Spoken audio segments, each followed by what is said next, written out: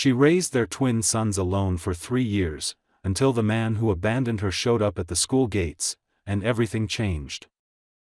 Julia had woken that morning feeling strangely at peace, despite the weight of everything she was carrying inside her, the fears, the uncertainty, and the quiet flutter of life growing beneath her ribs.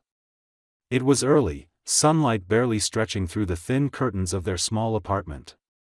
Tyler had made coffee before dawn and kissed her on the forehead while she was still half asleep, promising he would be back soon.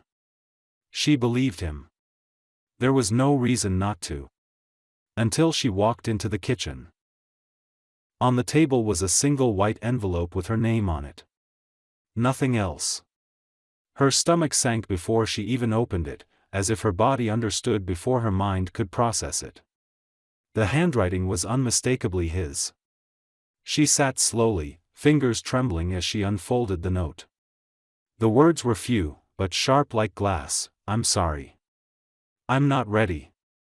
Leaving is the best thing I can do for all of us. Please don't look for me."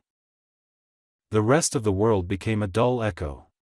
She could hear the ticking of the clock, the hum of the fridge, but it felt like none of it belonged to her anymore. Her heart pounded so loudly it seemed to fill the room. She stared at the paper, rereading the words over and over, hoping they would change, that maybe she had misunderstood. But they remained the same, brutal in their simplicity. She was 3 months pregnant with his children. And now, she was alone. The following hours passed in a haze. Julia couldn't cry, not yet. Instead, she moved on autopilot, putting the note away in the drawer, washing the coffee cup he had used for the last time, straightening the pillows on the couch. Everything he had touched was still there, and somehow that made it worse. His presence was everywhere, and yet he was gone. Just like that. No argument. No warning. Only silence and a piece of paper. As the sky turned from morning gold to a pale gray, Julia finally let herself collapse into the corner of the couch. She wrapped her arms around her growing belly, the only part of him he hadn't taken. It was there, alive and real, reminding her that her fight wasn't over. If anything, it had only just begun. The betrayal wasn't just abandonment, it was the realization that love, no matter how deep it seemed, could be overpowered by fear. Tyler hadn't just walked away from her. He had walked away from the life they had created together, from the tiny heartbeats that she had already grown to love more than anything else in the world. She whispered to them then, her voice low and shaking, "It's just us now. But I promise, I'll never leave you." And though her world had shattered in an instant, a new kind of strength began to take root. Not the kind born of rage, but of fierce devotion. She didn't know how she'd manage the doctor appointments alone, or pay rent next month, or face labor with no hand to hold, but she would. Because those 2 lives growing inside her deserved everything she had left to give. And so, even as the pain carved itself into her chest, Julia rose from the couch, dried her face, and began to plan the rest of her life without him.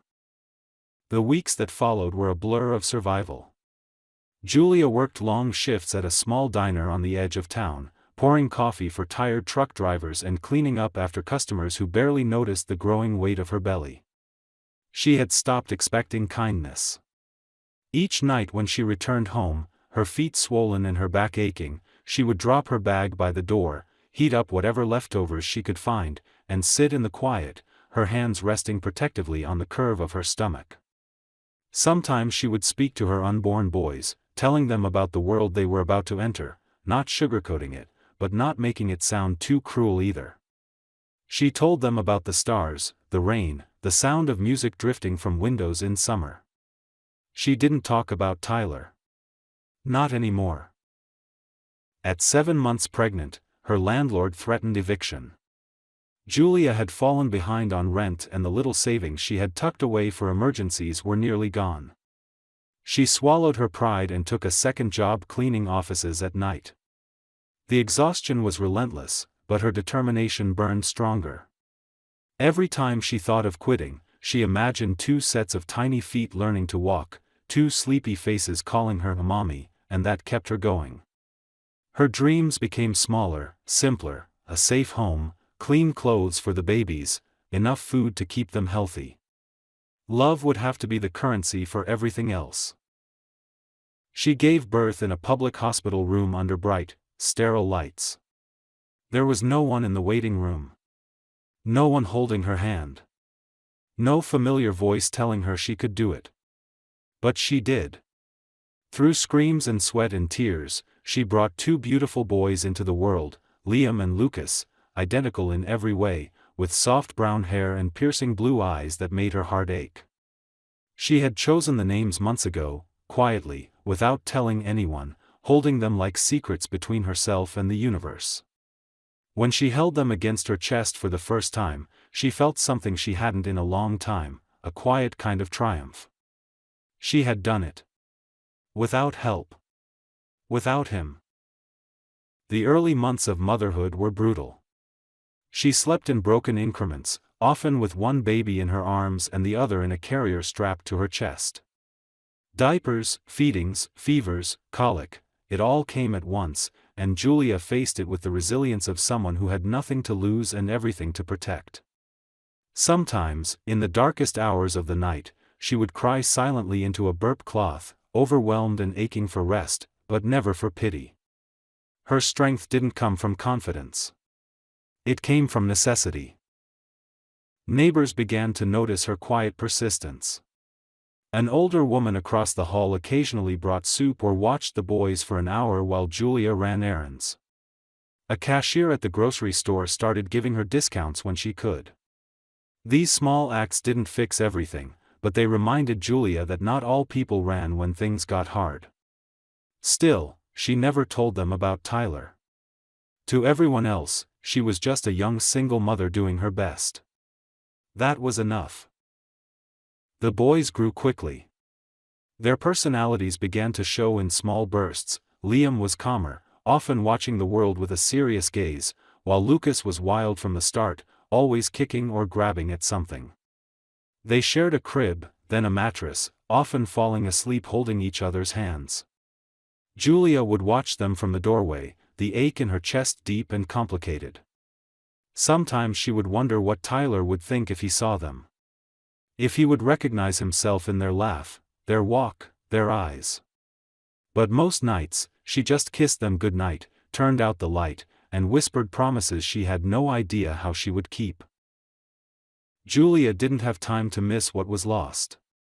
Her hands were always full, of bottles, of laundry, of two little boys who were slowly becoming her entire world.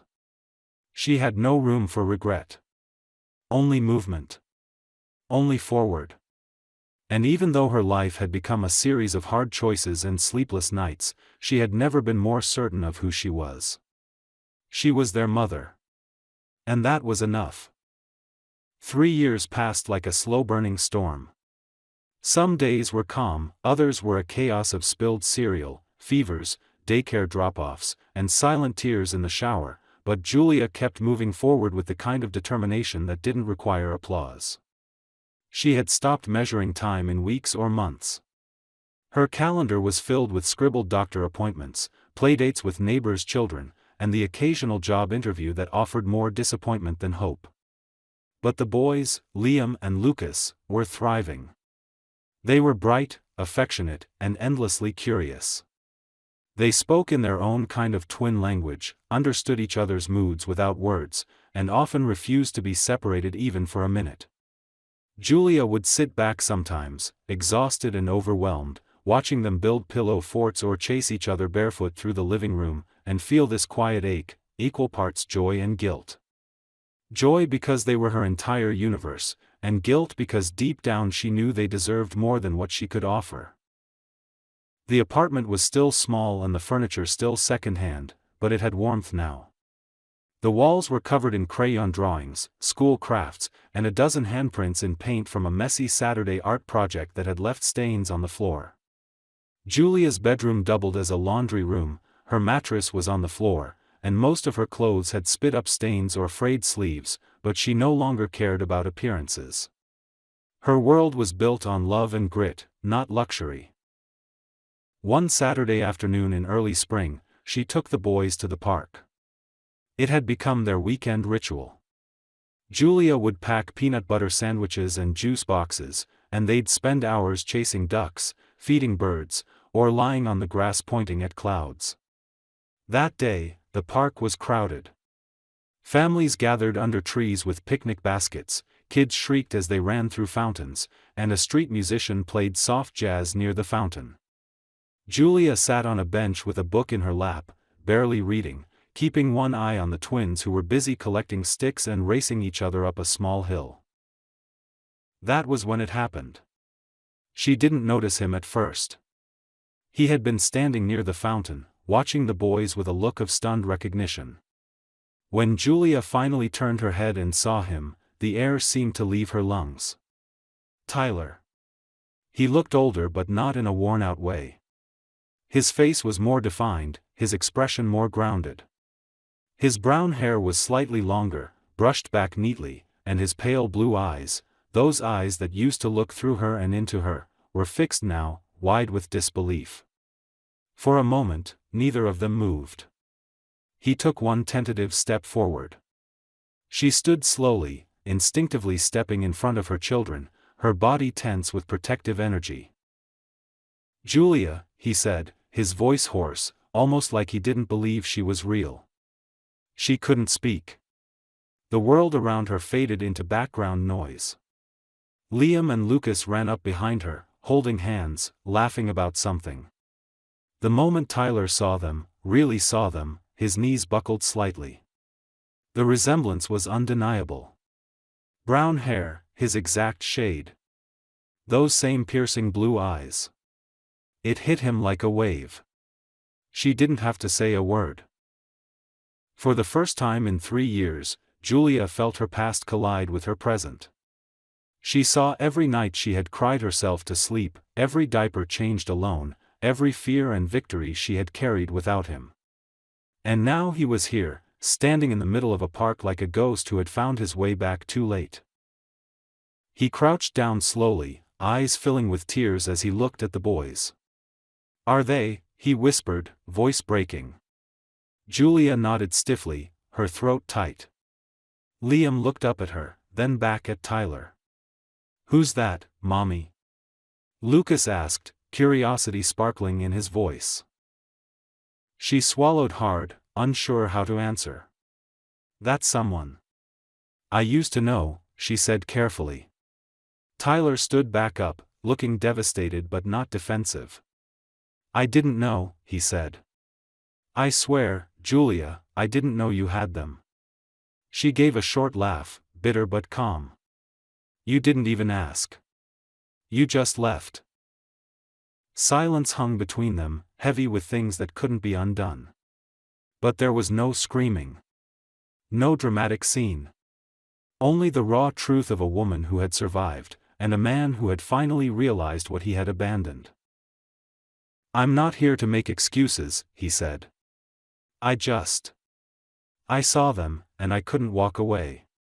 Julia looked down at her sons, who were still staring up at this stranger with identical eyes. Something inside her softened slightly. Not forgiveness. Not yet.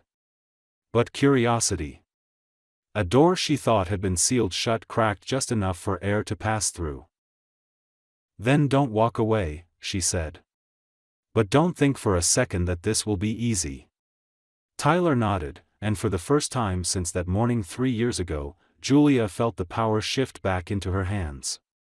She didn't know what would happen next. But she wasn't afraid anymore. Tyler didn't disappear this time. The next day, Julia found him waiting across the street from the daycare center, standing awkwardly near the bus stop, clearly unsure whether he had the right to even speak to her. She didn't acknowledge him at first, focusing on getting the twins inside, making sure their backpacks were zipped, their shoes were tied, and their lunchboxes were safely packed. But she knew he was watching. And part of her wanted him to. As soon as the boys ran inside and the door shut behind them, she walked straight toward him. He didn't speak immediately. He simply looked at her like someone memorizing every detail, perhaps to make up for 3 years of forgetting. She stopped a few feet away, arms crossed tightly over her chest. "You don't get to just show up and pretend this didn't happen," she said. He nodded, swallowing hard. "I know. I don't want to pretend. I want to face it." They sat in a small coffee shop around the corner, the same one she had gone to 100 times while pregnant, often sitting by the window and wondering if he would ever walk through the door again. Now he had. But nothing about this was comforting. It felt like reopening a wound that had barely scabbed. He told her everything, or at least what he claimed was everything. That the night he left, he'd had a panic attack so intense he thought he was dying. That he had booked a flight to Panama the next morning and stayed there for nearly a year, hiding in business deals and boardrooms, trying to erase the image of her face when he walked out. That he thought about coming back 100 times, but always convinced himself he didn't deserve to. That only recently he'd started trying to fix what he had ruined, not just with her, but with himself. Julia listened, not because she wanted to comfort him, but because she needed to understand how someone could love you one day and abandon you the next. She studied his face as he spoke, the lines around his eyes deeper now, a scar on his chin she didn't remember. She didn't know if he was telling the truth, but he didn't seem like the same man. Not polished. Not untouchable. Just broken in a way she recognized. And that scared her more than if he had come back full of arrogance and money. He asked if he could meet the boys again, properly this time. She hesitated. Every part of her mother's instinct screamed to protect them. But she also remembered how they had looked at him in the park, how easily they had accepted him as something familiar. She finally said yes, with strict boundaries. Supervised. No gifts. No lies. He agreed instantly, as if he'd prepared himself for worse. The first visit was awkward. They met at a local children's museum where the boys could run around and explore while Julia sat nearby like a hawk. Tyler was gentle, hesitant, asking questions about what they liked, what scared them, who their favorite superheroes were. Liam was reserved, clinging to Julia's side at first, while Lucas dove into conversation with no fear. Tyler knelt beside them during a space exhibit and listened as Lucas explained how he wanted to be an astronaut, not just because of the stars, but because astronauts never leave their team. That simple, innocent comment hit Tyler visibly. He didn't cry, but Julia could see it. That crack of guilt. That realization. He didn't try to defend himself or promise the world. He just nodded and said, "That's a good dream. I hope you do it." Over the next few weeks, they met a few more times, the zoo, a science fair, even a quiet evening at Julia's apartment where they baked cookies and spilled half the flour on the floor. Tyler didn't act like a hero. He acted like a man trying to earn back something he knew he might never fully receive. And that mattered. One night after the boys had gone to bed, Julia and Tyler stood in the kitchen cleaning up. She handed him a towel without saying much. The silence between them was no longer hostile, but it still carried weight. "You're good with them," she said finally, not looking at him. He wiped his hands and leaned against the counter. "They're incredible. You did all of this. I can't take credit for anything." "You're right," she said, turning to face him. "You can't." He nodded again, not arguing, not defending. That, in itself, was new. Then came the question she didn't expect to ask but had been forming for weeks. Why now? Why not 2 years ago?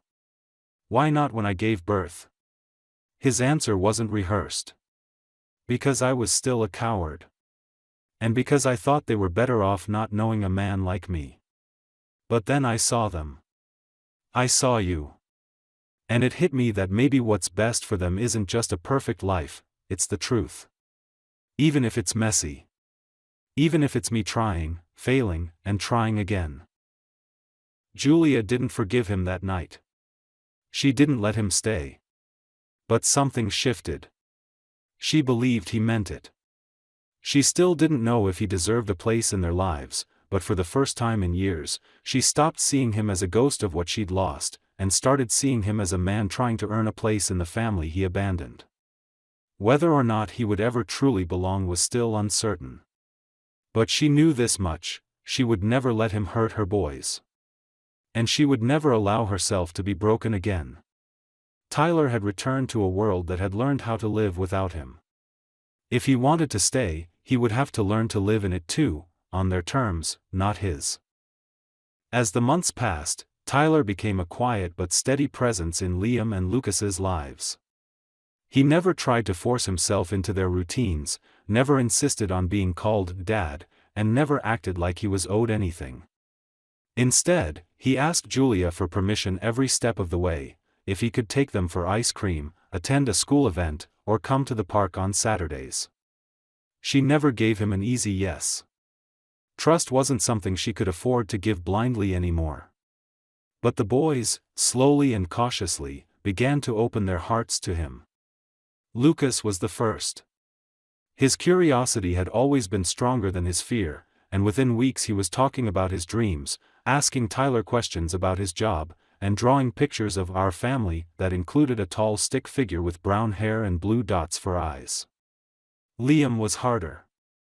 He stayed quiet during visits, holding Julia's hand tightly, watching Tyler with a look that said he remembered more than a child his age should.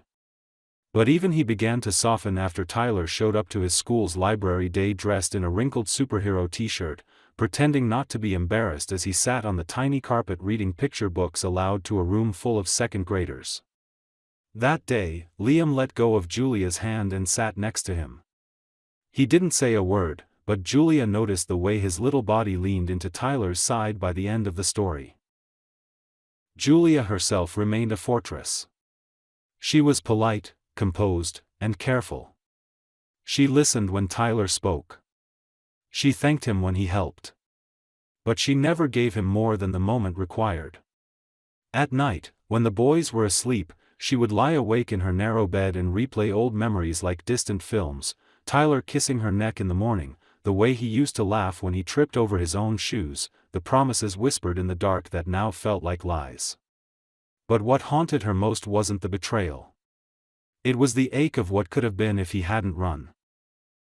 One evening in late autumn, as the leaves turned gold and the air grew crisp, Julia invited Tyler to the boys' birthday party. It was small, just a few friends from school and neighbors, but she knew it would mean something to the twins. Tyler arrived with a gift that wasn't flashy or expensive, just a handmade photo album, the first few pages filled with recent pictures he had taken of the boys at the park, the zoo, even from library day. The rest of the pages were blank, waiting to be filled. Julia didn't say anything when he handed it to her, but she traced her fingers along the cover later that night and felt a crack form in the wall she had built so carefully. Later that week, Lucas got sick. A bad fever, coughing fits, and sleepless nights. Julia stayed up with him while Tyler took care of Liam, cooking meals, washing dishes, and reading to him so he wouldn't feel left out. For the first time since Tyler's return, Julia found herself not just tolerating his presence, but depending on it. One night, she fell asleep on the couch, completely worn out. When she woke in the early morning light, she found a blanket draped over her, a hot cup of tea on the coffee table, and a note that simply said, "I've got them. Rest." Something shifted in her after that. She didn't say it aloud, but her posture toward him changed. She stopped looking for the exit in every conversation, stopped checking her watch every time he arrived, stopped holding her breath when the boys talked about him as if he had always been there. She even laughed once, truly laughed, when he tried to assemble a toy shelf without instructions and ended up trapped beneath a pile of screws and uneven wood panels. Tyler froze when he heard the sound, his eyes searching hers for what it meant, but Julia turned away quickly. It wasn't forgiveness. Not yet. But it was the beginning of something else. One Sunday morning, as they all sat around the kitchen table eating pancakes Liam had helped flip, Tyler looked up and asked if he could take the boys for a day trip to the coast. Julia hesitated, her fork midair, unsure if she was ready. He didn't pressure her. He simply said, "You're welcome to come too. Or not. Whatever feels right. I just want to give them something good." She looked at the boys, Lucas with syrup on his cheek, Liam building a pancake tower, and something inside her unclenched. She nodded slowly. "Okay," she said. "But no junk food, no scary stories, and you text me every hour." Tyler smiled, and for the first time since their collision in the park, there was something between them that resembled peace. That day at the coast was filled with wind, laughter, and sand in every shoe. The boys ran along the shore collecting seashells, Tyler carried them on his shoulders through the surf, and Julia found herself watching from the edge with something she hadn't felt in years, a flicker of hope.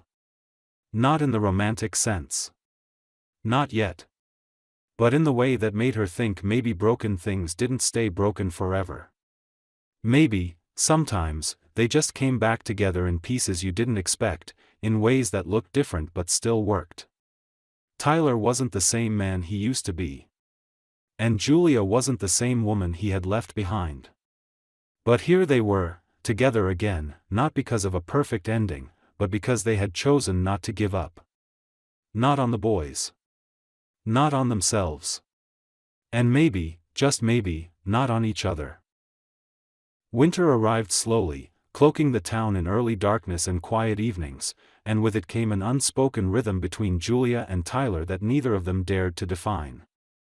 He became a fixture in their lives, not always visible, but always present, always offering help without demanding closeness, and slowly, Julia found herself letting him in more than she had ever planned to. He began picking the boys up from school twice a week, bringing them snacks he had learned to pack himself, simple things like sliced apples and peanut butter crackers, and when the twins came home, they would tell her every little detail, how Tyler had helped them finish a puzzle in the school library, how he taught them a trick with a paper airplane, how he never checked his phone once while they talked. Julia listened, nodding, sometimes smiling, sometimes silent, but always wondering when this new calm would break. And then it did. Not because of anything he did wrong, but because of everything he had once failed to do. It started with a letter. A glossy envelope in the mailbox with Tyler's full name embossed in gold. She opened it in the kitchen, already expecting trouble, and she wasn't wrong. It was an invitation to a charity gala, addressed to him and one Miss Julia Hart, with a note scribbled at the bottom in familiar handwriting, his mother's. Julia froze. Her name, written so casually by a woman who had once told her she wasn't good enough, who hadn't reached out once during her pregnancy or after the boys were born, who had let her vanish from their lives as if she were a mistake. She felt the old rage surface again, cold and sharp. When Tyler arrived that evening, she handed him the envelope without a word. He read it quickly and looked up, already defensive. "I didn't know she sent that," he said. "I swear. I haven't spoken to her since." Julia held up her hand, stopping him. "It doesn't matter. I'm not going." He didn't argue, but the tension was there, hanging between them like thick fog. Over dinner, the boys chattered about a school holiday show they were rehearsing for, and Tyler listened intently, laughing at the right parts, asking questions about their costumes, but Julia could see that his mind was elsewhere. So was hers. Later, after the twins were asleep, she stood by the sink washing dishes while he dried them, the silence between them heavier than usual. "I didn't tell her about you," he finally said. "Not because I'm ashamed, but because I didn't know how to explain what I did to you. I still don't." Julia didn't answer. She wanted to scream, to say that he should have done better, sooner, louder. But instead, she said, "You don't have to explain it to her. You have to explain it to them. One day, they'll ask why you weren't there. And you'd better have something better than, 'I was scared.'" The following week brought more than cold weather, it brought an emergency. Lucas fell during recess, fracturing his wrist, and Julia rushed to the hospital alone, panic making her hands shake as she filled out forms and tried to keep her son calm. But Tyler arrived 20 minutes later, still in a suit, tie askew, his face pale. He didn't ask permission. He just walked in, took Lucas's other hand, and stayed. He cracked jokes softly to distract him during the X-ray, helped Julia talk to the doctor, and bought every flavor of juice from the vending machine when Lucas couldn't decide. That night, when Julia finally got home with her sleepy, bandaged son, she found a message on her phone from Tyler. "I'm proud of how strong he was. You did that. And I'll keep showing up until he sees I can be strong too." She didn't reply, but she saved the message. Something inside her had begun to shift again. Not out of romance, not out of nostalgia, but out of respect for the man he was slowly becoming. She still remembered the pain. She still woke up sometimes from dreams of that day he left, the silence he left in his place, the first time she held both babies in her arms and wondered how she would ever make it through. But now, when she looked at Tyler sitting on the floor building Lego castles with the boys, or helping them zip their jackets, or carrying them to bed when they fell asleep on the couch, she saw more than a man trying to make amends. She saw a father learning, slowly and without shortcuts, how to be what they needed. One night, after the boys had fallen asleep watching a movie, Julia stood in the hallway and watched as Tyler gently lifted one twin into each arm and carried them to bed without waking them. He covered them carefully, kissed their foreheads, and stood still for a moment, just watching. When he turned and saw her, he didn't flinch. He just whispered, "I know I can't go back and fix it. But I'm here now, and I'm not leaving again." Julia didn't answer. She didn't need to. The look on her face said it all. She wasn't ready to forgive him yet. But for the first time, she believed he meant it when he said he was staying. And for now, that was enough. Spring arrived with the gentleness of a long-overdue apology. The snow melted slowly, giving way to patches of green grass, budding trees, and the sound of children's laughter returning to the streets. With it came change, not dramatic or sudden, but the kind that slips in quietly and only reveals itself when you realize something feels lighter. Julia found herself smiling more often, not because everything was perfect, but because the weight she had carried alone for so long was finally being shared. Tyler continued to show up, not just in grand gestures but in the quiet moments, the ones that truly mattered. He started volunteering at the boys' school once a week, helping with science projects and reading groups, and even though Julia never asked him to, he always texted her photos and updates, sometimes just a picture of Liam concentrating on his paper or Lucas proudly holding up a drawing of their family, which now included Tyler without explanation. It was the boys who decided that part, and she didn't argue with them. There was a new rhythm now, one that included Tyler in their mornings and evenings, in the rush of breakfast and the calm of bedtime stories. Julia had fought so hard not to rely on anyone that it felt almost unnatural to let herself lean on him, even just a little. But there were days when she forgot to pick up milk or was late coming home, and he was already there, making dinner or helping with homework, never pointing it out, never making her feel less for not doing it all alone. She started to see the difference between someone who offered support out of guilt and someone who offered it out of love, and Tyler, for all his flaws and regrets, was choosing the latter. Still, their relationship remained undefined. There were no confessions, no promises, no whispered declarations late at night. Julia wouldn't let herself go there, not yet. But there were glances that lasted too long, moments when their hands brushed and neither pulled away, conversations that drifted into silence not because they lacked words but because the words were waiting to be earned. One Sunday, after a long day at the park, Julia found herself sitting on the porch steps beside him while the boys played with chalk on the sidewalk. The sun was setting, casting gold across the trees, and for a moment it felt like a memory that hadn't happened yet. Tyler turned to her, his voice quiet, as if afraid to break the spell.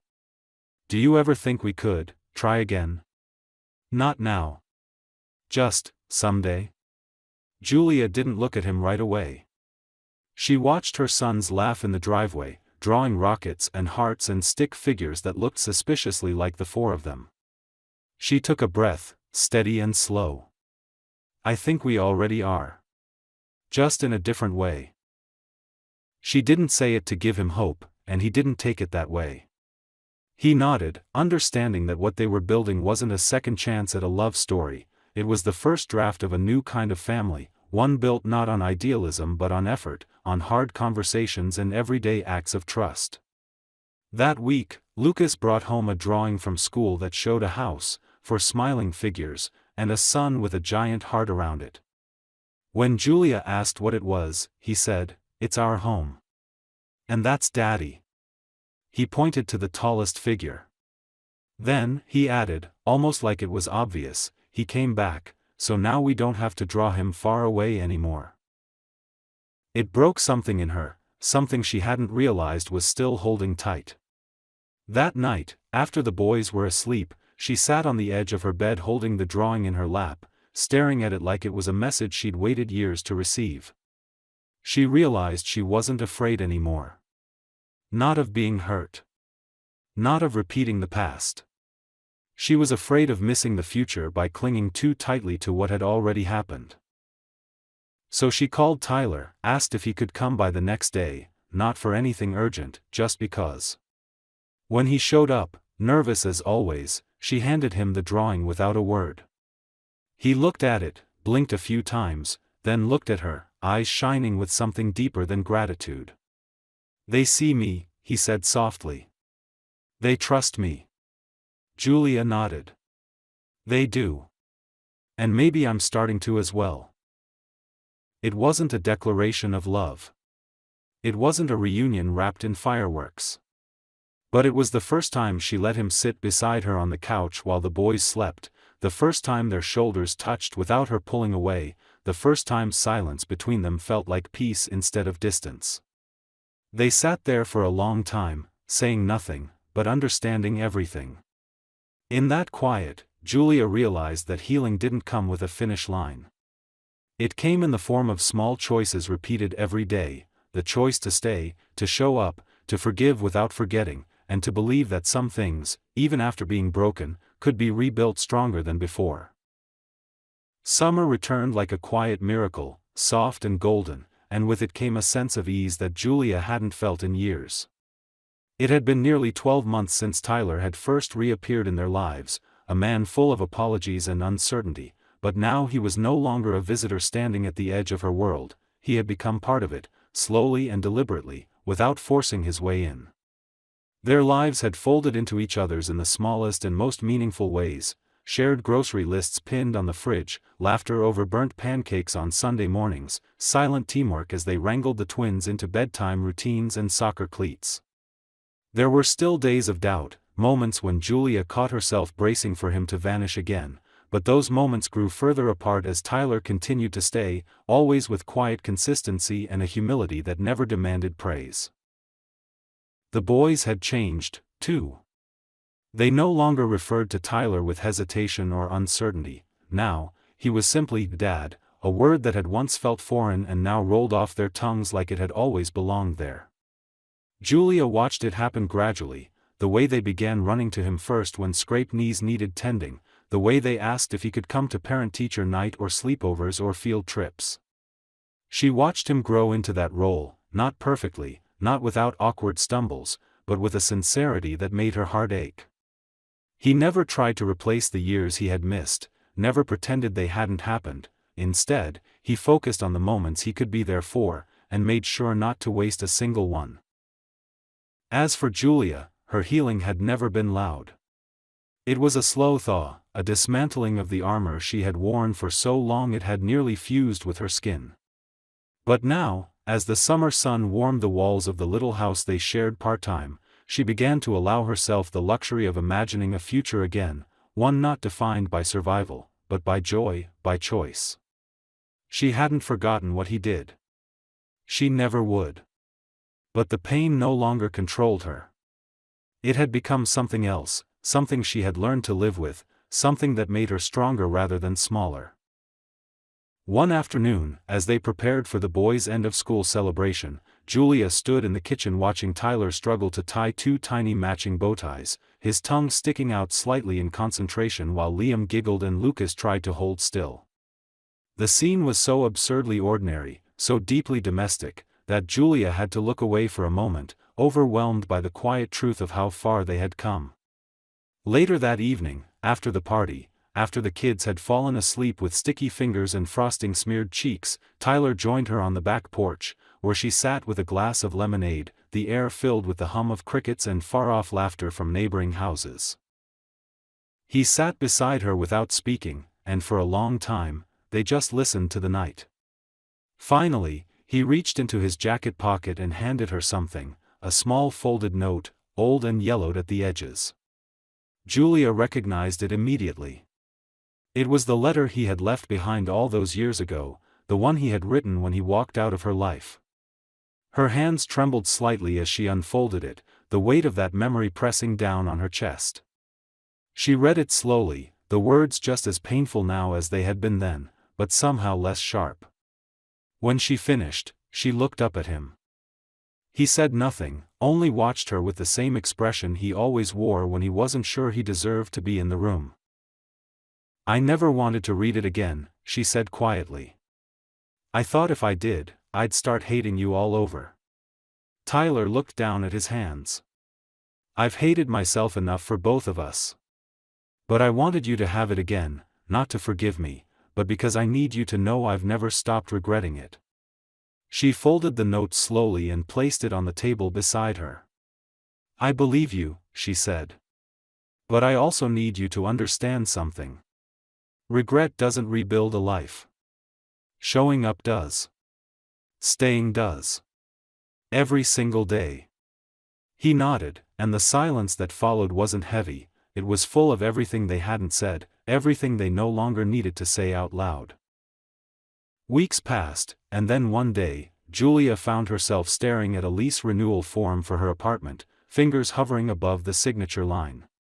The boys were at Tyler's for the weekend, a normal arrangement that no longer felt strange, and the house was too quiet. She walked through it slowly, taking in the crayon marks on the wall she had never scrubbed away, the dent in the floor where Lucas had dropped his first science fair volcano, the collection of shoes by the door that were now too small but never thrown out. And she realized she was tired, not of the house, but of the split life they had been managing. She missed them when they were gone. She missed him too. It scared her, that realization. But it didn't stop her. That night, she called Tyler and asked him to come over. He did, almost instantly, still in his work clothes and looking as nervous as he had the day they ran into each other outside the school. She handed him the lease renewal and waited. His eyes moved across the paper slowly, then back to her. "What does this mean?" he asked. Julia met his gaze. "It means maybe we're done pretending this isn't working. It means maybe you shouldn't just be visiting your sons on weekends." He blinked, stunned, not quite smiling yet. "Are you sure?" She stepped closer. "No. But I think I'm ready to try." And just like that, the wall that had divided them for so long finally came down, not with fireworks, not with sweeping declarations, but with two people choosing to begin again in the place where everything had once broken. Tyler didn't kiss her that night. He didn't have to. The boys woke up the next morning to find him in the kitchen making waffles, and Julia pouring orange juice beside him, her hand brushing his as she passed the plates. It wasn't perfect. But it was real. It was theirs. And it was enough.